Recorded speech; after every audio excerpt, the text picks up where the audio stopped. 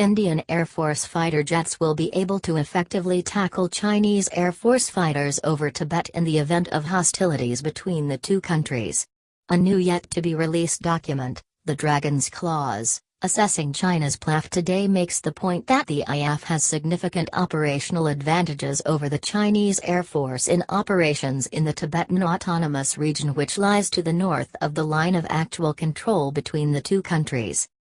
Written by Squadron Leader Sameer Joshi, a former Indian Air Force Mirage 2000 fighter pilot, and produced by Vayu Aerospace, the document is the first comprehensive Indian assessment of the air power balance between India and China since the crisis in the Doklam plateau broke out last month. According to Squadron Leader Joshi, terrain, technology, and training will assuredly give the IAF an edge over the PLAAF, People's Liberation Army Air Force, in Tibet and southern Xinjiang, counterbalancing the numerical superiority of the PLAAF, at least for some years to come. The altitude of China's main air bases along with the prevalent extreme climatic conditions seriously restrains the performance of aircraft, which reduces the effective payload and combat radius by an average of 50%. In other words, the lower density of air at high-altitude Tibetan bases prevents Chinese Air Force fighters such as the Su-27, J-11 or J-10 from taking off with a full complement of weapons and fuel. These aircraft would, therefore, enter a fight with the IAF at a severe disadvantage in the event of a conflict.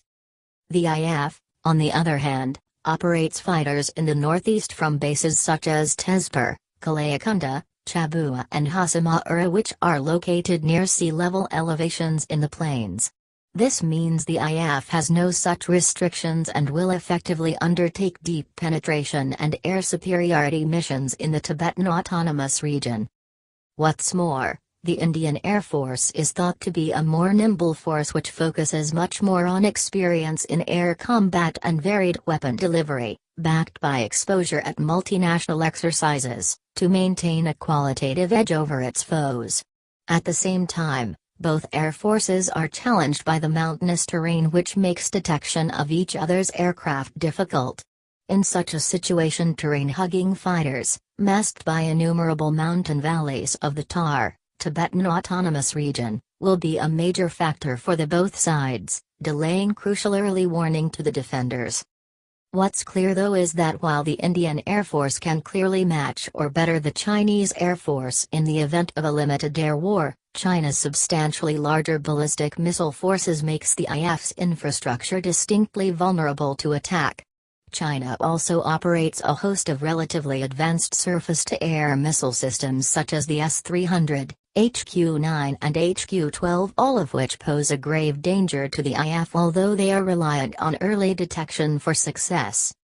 In the long run, however, China's rapidly expanding air force, which is now in the process of inducting homegrown stealth fighters such as the J-20, will gain meaningful regional air superiority unless the Indian Air Force gets an adequate number of fighter aircraft to simultaneously protect the western and northeastern borders.